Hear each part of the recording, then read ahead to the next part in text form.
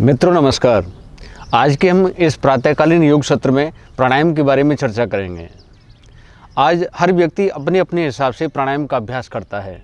कोई कपालभाति पहले करता है, कोई भ्रामरी प्राणायाम कोई पहले करता है, कोई भस्त्रिका प्राणायाम पहले करता है। तो आइए सबसे पहले हम ये जानते हैं कि प्राणायाम है क्या। तो शास्त्र में कहा है तस्मिन् सति श्वास प्रश्वासोर गतिर्विच्छेदे प्राणायाम, यानी कि मनुष्य जो सांस लेता है, जैसे योग शास्त्र के अनुसार 1 मिनट में 15 बार सांस लेते हैं, तो इस श्वास प्रश्वास की 15 बार जो लेते हैं, इस रेशियो को घटाते हुए हमें आना है। इनका अभ्यास पूर्वक हमें नियमन करना है इनका। तो ये प्राणायाम होता है। तो हम कौन सा प्राणायाम पहले करें और इस प्राणायाम को करने से क्या फ़ायदे होते हैं, तो इनके बारे में आज हम चर्चा करेंगे। देखिए, अगर हमें स्वस्थ रहना है तो हमें 5 तरह के प्राणायाम का अभ्यास करना चाहिए। वर्तमान की जो दौड़ भाग की ज़िंदगी है, जो तनाव भरी ज़िंदगी है, और जो हम देखते हैं समाज में जितने हमारे लाइफ स्टाइल डिसऑर्डर्स हैं, जैसे मधुमेह है, थायराइड की समस्या है, मोटापा है, अनिद्रा है, किसी का बीपी हाई रहता है, तो इन लाइफ स्टाइल डिसऑर्डर्स को कंट्रोल करने के लिए, इनकी समुचित प्रबंधन के लिए हमें 5 प्राणायामों का अभ्यास अपनी दैनिकचर्या में सम्मिलित करना चाहिए। अब वो 5 प्राणायाम कौन कौन से हैं, तो देखिए, हम सबसे पहले एब्डोमेन से चलते हैं। कपालभाति, सबसे पहले हमें कपालभाति का अभ्यास करना चाहिए। उसके बाद में भस्त्रिका प्राणायाम का अभ्यास करें, फिर उज्जायी प्राणायाम का अभ्यास करें, उसके बाद अनुलोम विलोम प्राणायाम का अभ्यास करें, और अंत में हम भ्रामरी प्राणायाम का अभ्यास करें, और सत्रांत में ध्यान का अभ्यास भी हमें थोड़ा सा करना चाहिए। तो हम निश्चित रूप से जितने हमारे लाइफ स्टाइल डिसऑर्डर्स हैं, उनका समुचित प्रबंधन करने में सफल हो पाते हैं। सबसे पहले लेते हैं कपालभाति का अभ्यास कि हम कपालभाति का अभ्यास कैसे करें, कौन से आसन में बैठें। तो जैसे मैं पद्मासन में बैठा हूँ, हर व्यक्ति पद्मासन में नहीं बैठ सकता, तो उसके लिए हम कौन सा आसन लगाएं, तो आप अपनी सुविधा के अनुसार सिद्धासन भी लगा सकते हैं। और सिद्धासन के लिए जैसे दाहिने एड़ी को गुदा और लिंग के मध्य में शरीर के नज़दीक लाएं और इसको स्पर्श करा दें। उसके बाद में बाएं टखने को दाएं टखने पर रख दें, दोनों घुटनों को आसनी पर टिका दें। तो ये हमारा सिद्धासन होता है। आप इसमें बैठ के भी कर सकते हैं। अगर इसमें भी बैठना संभव ना है तो आप सुखासन में बैठ करके इसका अभ्यास कर सकते हैं। लेकिन ध्यान रखना है, प्राणायाम के पूरे अभ्यास के समय आपका मेरुदंड एकदम सीधा रहना चाहिए, तभी इसके परिणाम हम प्राप्त कर सकते हैं। तो चलिए, मैं आपको पद्मासन में बैठ करके सबसे पहले कपालभाति का अभ्यास कैसे करना चाहिए इसके बारे में बताता हूँ। दोनों हाथों से आप ज्ञान मुद्रा भी बना सकते हैं। अंगूठे से तर्जनी का आगे का हिस्सा टच करें, या फिर अपान वायु मुद्रा, ये वायु मुद्रा होती है, ये अपान मुद्रा होती है। तो हम अपान वायु मुद्रा की स्थिति में भी दोनों कलाइयों को घुटने पर रख के कपालभाति का अभ्यास कर सकते हैं। तो उसके परिणाम हमें और अच्छे मिलते हैं। कितनी तेज़ी से करें, कितनी बार अभ्यास करें कपालभाति का, तो हमें मीडियम गति से कपालभाति का अभ्यास करना है। इसमें केवल सांस को छोड़ने पर ही हमें कंसंट्रेट होना पड़ता है। तो एक बार मैं आपको कपालभाति का अभ्यास करके बताता हूँ। कंधों को एकदम से शिथिल छोड़ दें, कलाइयों को इस तरह से घुटनों पर रखें। सबसे छोटी उंगली हमारी एकदम से शिथिल रहेगी। आप चाहें तो आँखों को सहजभाव से बंद कर लें, या नाक के आगे के हिस्से को देखते हुए हम कपालभाति का अभ्यास करें।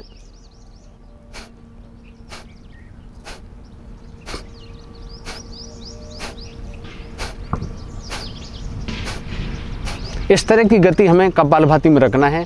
जो झटका लगता है, इसका झटका हमारा xiphoid process to umbilical reason, अगर हम इसको शरीर रचना के हिसाब से देखें तो जो हमारा अग्रपत्रक है, जो जीफॉइड प्रोसेस है, वहाँ से लेकर के नाभि का जो क्षेत्र है, वहाँ पर इसका जर्क आना चाहिए। चेस्ट पर इसका जर्क नहीं आना चाहिए, ये हमें ध्यान रखना है। और भी कुछ चीज़ें हैं इसमें ध्यान रखने की। गले की मांसपेशियों का उपयोग नहीं करना है, चेहरे पर सिकन ना रहे, चेहरे पर एक सकारात्मकता का भाव रहे। ऐसी भावना के साथ में हमें कपालभाति का कितनी बार अभ्यास करें, तो आप 5 मिनट भी इसका अभ्यास कर लें तो वो सफिशिएंट है। आप रोज़ाना 500 बार इसका अभ्यास करें, और हर एक 100 बार के बाद में एक बार त्रिबंध का अभ्यास भी हमें करना चाहिए, जिससे इसके परिणाम और अच्छे मिलते हैं। होता क्या है, जैसे हम पानी के मटके को धोते हैं, सफाई करते हैं अंदर से, सफाई करने के बाद में ताज़ा पानी उसमें भरते हैं। तो इसी तरह से कपालभाति के माध्यम से हमारे शरीर का शोधन भी होता है और प्राण का संचार हमारे शरीर में होता है। तो हमें त्रिबंध का अभ्यास भी करना है। त्रिबंध का अभ्यास कैसे करना है? तो एक बार जैसे हमने कपालभाति कर लिया, कपालभाति करने के बाद में त्रिबंध का अभ्यास भी हमें करना है, जिसमें मूलबंध भी लगाते हैं, उड्डयन बंध भी लगाते हैं और साथ में जालंधर बंध भी लगाते हैं। तो सबसे पहले हमें उड्डयन बंध लगाना है और उड्डयन बंध के लिए ये ज्ञान मुद्रा लगा लें और उसके बाद में एक बार हम नाक से गहरा सांस लेते हैं, सांस को मुंह से बाहर छोड़ दें और पेट को पीठ की तरफ खींचें।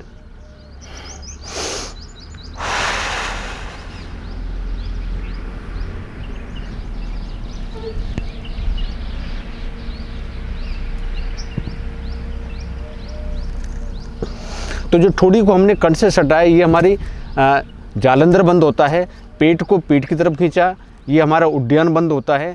और फिर गुदा को ऊपर की तरफ जो हम खींचते हैं वो हमारा मूल बंद होता है। तो इसका अभ्यास हमें करना चाहिए और 100 बार करने के बाद में ये त्रिबंध लगाएं। त्रिबंध के बाद में एक बार हमें कुंभक भी करना है। और कुंभक के लिए क्या करना है? ये नासाग्र मुद्रा बनाना है। दाहिने अंगूठे से दाईं नाक को बंद करें और धीरे धीरे बाईं नाक से सांस को अंदर लें। कुछ क्षण सांस को अंदर रोकें और धीरे धीरे दाईं नाक से सांस को बाहर छोड़ दें। तो ये हमारा एक बार कुंभक का अभ्यास भी करना है। तो इस तरह से हमें कपालभाति का अभ्यास करना चाहिए। कपालभाति का अभ्यास करने से जिनकी डायबिटीज़ की समस्या है, जिनकी कब्जी रहती है, जिनका पाचन सही नहीं होता है, महिला में जिनके PCOS और PCOD की समस्या होती है, उसके लिए बहुत अच्छा अभ्यास ये माना जाता है। इसका अभ्यास करने से ब्लॉकेज नहीं आते हैं, जो आज की एक बहुत बड़ी समस्या है कि सब ब्लॉकेज आ गया। तो अगर हम नियमित रूप से अपनी दिनचर्या में कपालभाति को सम्मिलित करते हैं तो इससे ब्लॉकेज नहीं आते हैं। पूरी बॉडी में हमारा ब्लड का संचार बहुत अच्छा होता है। इससे ये थायराइड के लिए भी अच्छा है। कपालभाति का अभ्यास करने से हमारा मणिपुर चक्र जागृत होता है, जो कि हमारी नाभि की जस्ट पीछे की तरफ होता है। तो मणिपुर भी चक्र भी इससे हमारा जागृत होता है। चेहरे पर इससे लालिमा आती है। अगर हम कपालभाति का अभ्यास करते हैं तो इससे शुद्ध रक्त का संचार हमारे हर सेल में होता है, तो चेहरे पर भी इससे ग्लो आता है। इसके बाद में हम दूसरा जो अभ्यास है वो है हमारा भस्त्रिका प्राणायाम का अभ्यास। तो भस्त्रिका कहते हैं लोहार की धोंकनी को। तो लोहार की धोंकनी में जो आवाज़ होती है सांस लेने और छोड़ने की, वैसी आवाज़ हमारा इस भस्त्रिका प्राणायाम में होता है। तो उसका अभ्यास कैसे करें हम? तो उसका एक सरल अभ्यास मैं आपको बताता हूँ।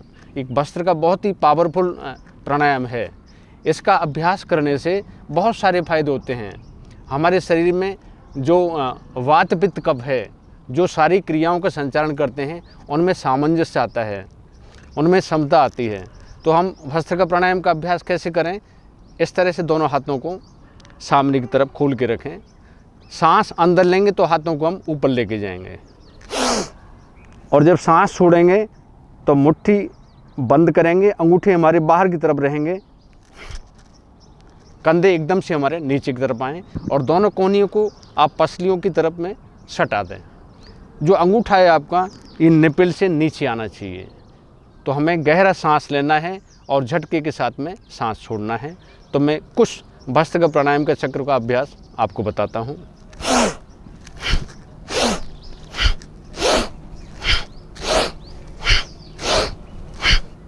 इस तरह से हमें भस्त्रिका प्राणायाम का अभ्यास करना चाहिए। शास्त्र कहता है एवं विंशति वारम चे, हमें भस्त्रिका प्राणायाम का अभ्यास 20 बार करना चाहिए। यानी एक बार हमने शुरू कर दिया तो आप 20 बार इसका अभ्यास कर सकते हैं। मीडियम गति से इसका अभ्यास करें। आप दिन में 3 बार भी कर सकते हैं, सुबह भी कर सकते हैं, दोपहर को भी कर सकते हैं, साय को भी कर सकते हैं। लेकिन गर्मी के समय में हमें इसका अभ्यास कम करना चाहिए। अब इसको करने से हमें फ़ायदे क्या होते हैं? तो देखिए, भस्त्रिका प्राणायाम का अभ्यास करने से हमारे फेफड़े शुद्ध और सबल बनते हैं। इसमें हमारे जो लंग्स हैं फुली एक्सपांड होते हैं, उनका पूरी तरह से विस्तार होता है। जैसे हम हाथों को ऊपर लेके जाते हैं तो लंग्स लंबाई में फैलते हैं और पूरा ऑक्सीजन हमारे शरीर में इनटेक होता है। और जैसे ही हम मुट्ठी बंद करके हाथों को नीचे लाते हैं तो इसमें वैसी क्रिया होती है जैसे हम स्पंज को पानी में डालें और उसके बाद में निचोड़ें और वापस उसको हम पानी में डालें तो पानी एब्जॉर्ब करता है। ऐसे ही इसमें से ऑक्सीजन ज़्यादा से ज़्यादा शरीर में प्रवेश करती है और जो हमारी कार्बन डाइऑक्साइड है, जो हमारे टॉक्सिन्स हैं, शरीर से बाहर निकलते हैं। ये बहुत जल्दी ऊर्जा लाता है, थकावट भी लाता है, शरीर में गर्मी भी पैदा करता है। अब इसको करने से और क्या फ़ायदे होते हैं हमें, तो देखिए अगर हम बीमारियों के हिसाब से देखें तो ये थायराइड के लिए बहुत अच्छा है। जिनकी थायराइड की समस्या है उनको इसका अभ्यास करना चाहिए। जिनकी नेत्र ज्योति कमज़ोर है, जिनकी श्रवण शक्ति कमज़ोर है, ऐसे व्यक्तियों को इसका अभ्यास करना चाहिए। जिनके फेफड़े कमज़ोर हैं, जैसे थोड़ा सा हम चले दौड़े तो हमारी सांस भरने लग जाती है, ऐसे व्यक्तियों को इसका अभ्यास करना चाहिए। तो इस भस्त्रिका प्राणायाम का अभ्यास करने से हमारे जो प्राण का संचार है शरीर में बहुत तेज़ी से होता है, गर्मी पैदा होती है, तो ये रक्त शुद्धि का भी काम करता है।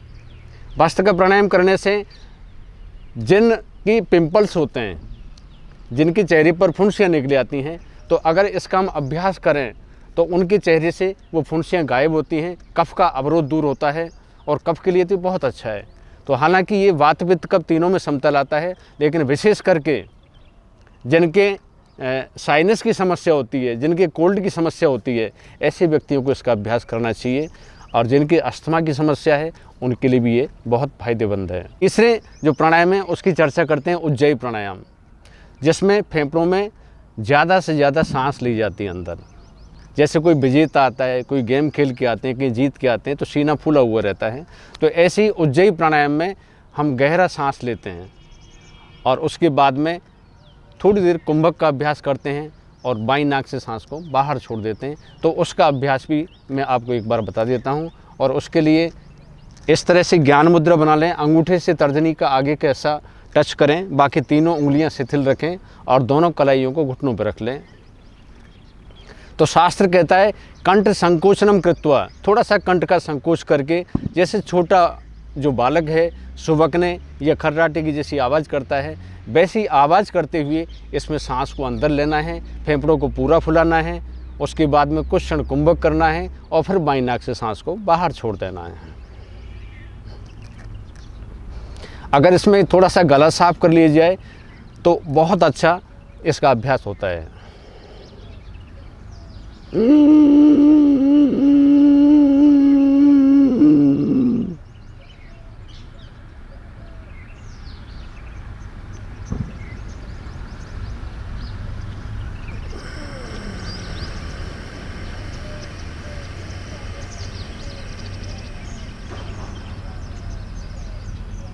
तो इसमें आवाज़ बड़ी मधुर आवाज़ निकलती गले से, तो उसका बार बार आप अभ्यास करेंगे तो बहुत अच्छा परमार्जन इसमें होता है। एक बार फिर से मैं आपको करके बताता हूँ उसको।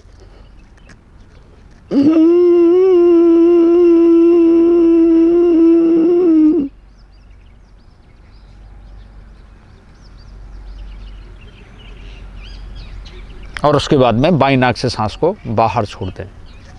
कितनी बार अभ्यास करें, तो आप कम से कम 5 बार इसका अभ्यास करें बेहतर रिजल्ट के लिए। उज्जयी प्राणायाम थायराइड के लिए बहुत अच्छा है, विशेष रूप से थायराइड के लिए इसको सजेस्ट किया जाता है। लेकिन इसके अलावा भी वोकल फोर्ट्स के लिए, जो हमारे स्वर रज्जु हैं, उनको ये मजबूत करता है। जिनके कई बार जैसे इस तरह की खांसने की आदत होती है, जिनकी खांसी बनी रहती है, जिनके कंठ में कफ जमा रहता है, जिनके सांस से बदबू आती है, ऐसे लोगों को भी उज्जयी प्राणायाम का अभ्यास करना चाहिए।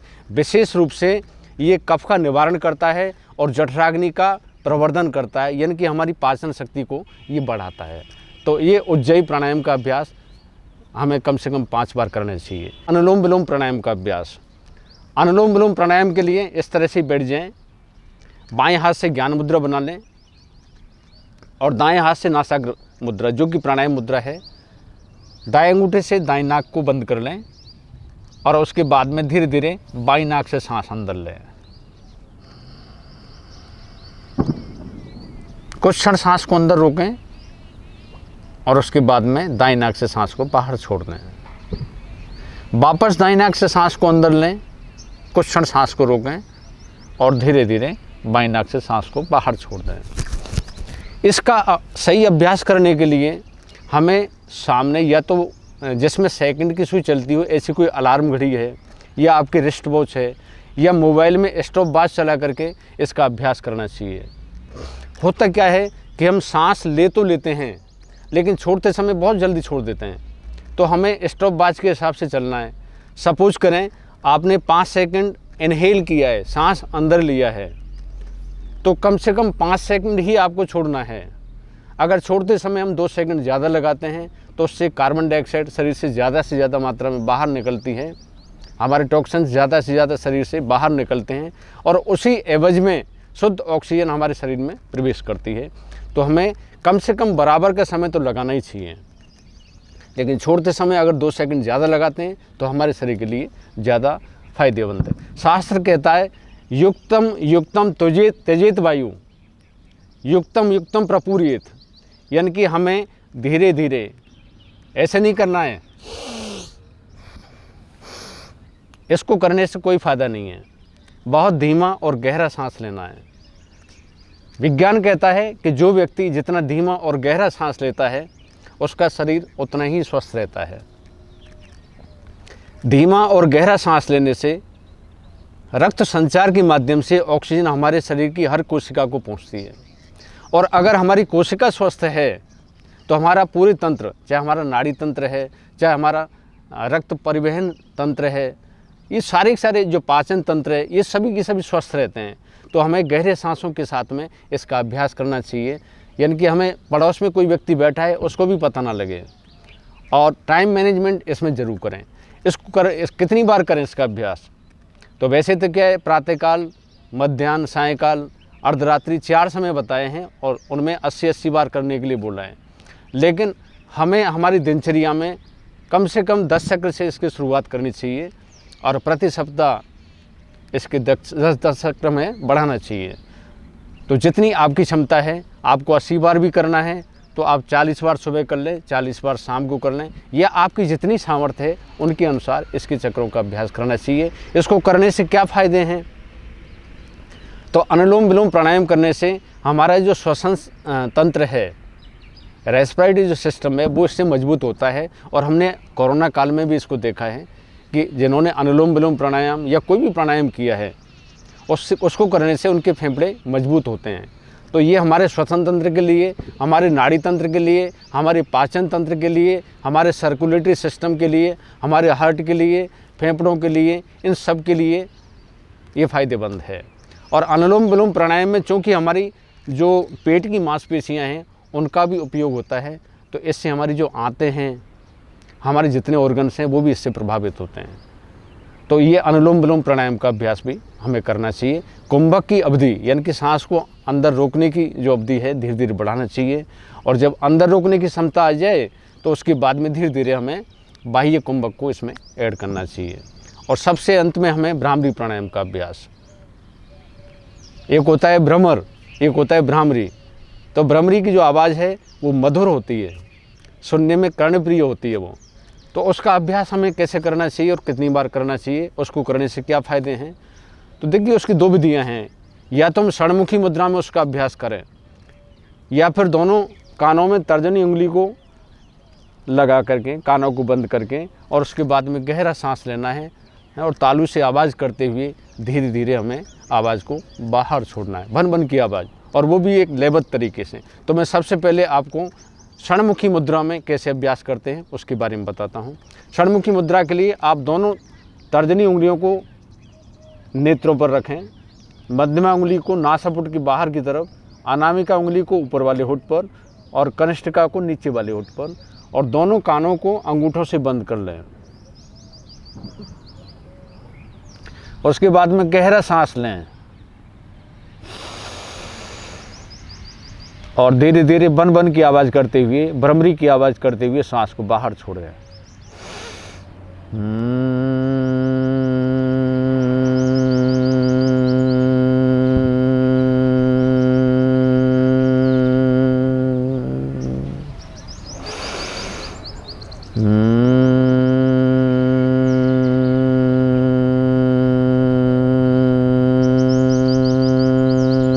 इस तरह से हमें भ्रामरी प्राणायाम का षणमुखी मुद्रा में अभ्यास करना चाहिए। जो बाह्यमुखी होते हैं, व्यक्ति उनको षणमुखी मुद्रा का अभ्यास करना चाहिए। और दूसरे जो तरीका है उसमें दोनों तर्जनी उंगलियों से कानों को बंद कर लें, आँखों को सहज भाव से बंद रखें और बहुत धीमा और गहरा सांस अंदर लें। उसके बाद भ्रमरी के समान आवाज़ करते हुए सांस को बाहर छोड़ें। एक बार देखें।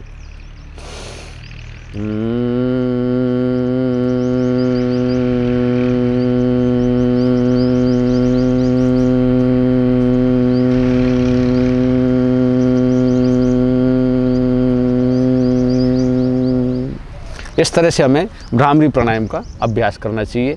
कितनी बार करें? 5 से 10 बार। अच्छे परिणामों के लिए 5 से 10 बार हमें भ्रामरी प्राणायाम का अभ्यास करना चाहिए। इसको करने से क्या होता है? इसको करने से हमारे जो नाड़ी तंत्र है वो सबल बनता है। ये मानसिक तनाव के लिए बहुत अच्छा है। और हम देखते हैं कि वर्तमान में जो लाइफ स्टाइल डिसऑर्डर्स हैं उनके पीछे कहीं ना कहीं मानसिक तनाव एक बहुत बड़ा कारण है। तो मानसिक तनाव के समुचित प्रबंधन के लिए हमें भ्रामरी प्राणायाम का अभ्यास करना चाहिए। हमारी पिट्यूटरी ग्लैंड के लिए बहुत अच्छा अभ्यास है। इसके अलावा जिनका बीपी हाई रहता है या इंसोम्निया की समस्या है, नींद नहीं आती है समय पर, तो बीपी हाई के लिए, अनिद्रा के लिए, मानसिक तनाव के लिए, इन तीनों के लिए बहुत अच्छा है। अगर किसी की सिर की सर्जरी हुई है, ऐसा व्यक्ति भी इसका अभ्यास करेगा तो उसको भी बहुत अच्छे परिणाम मिलते हैं इसके।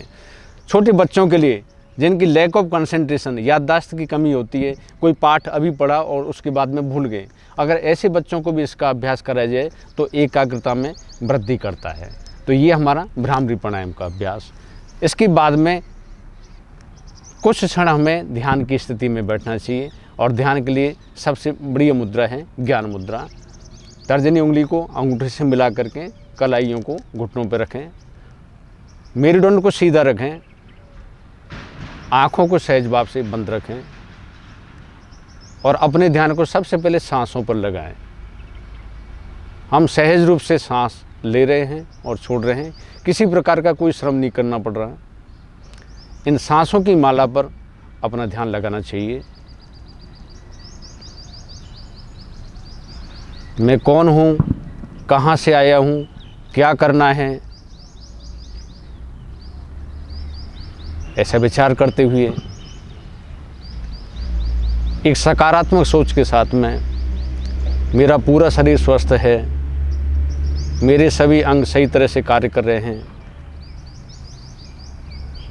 ऐसी भावना रखते हुए अपना ध्यान आज्ञा चक्र, जहाँ पर हम बिंदी लगाते हैं पूजा के समय, वहाँ ले जाएं और आत्म अवलोकन करें।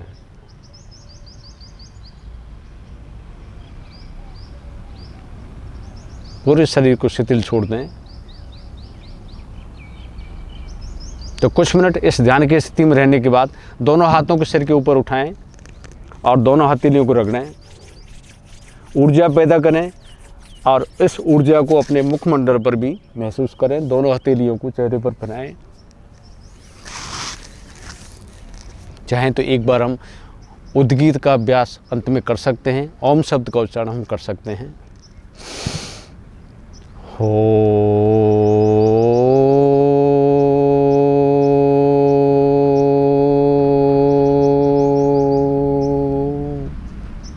सर्वे भवन्तु सुखिनः, सर्वे सन्तु निरामया, सर्वे भद्राणि पश्यन्तु, मा कश्चित् दुःखभाग् भवेत्। ओम शांति शांति शांति।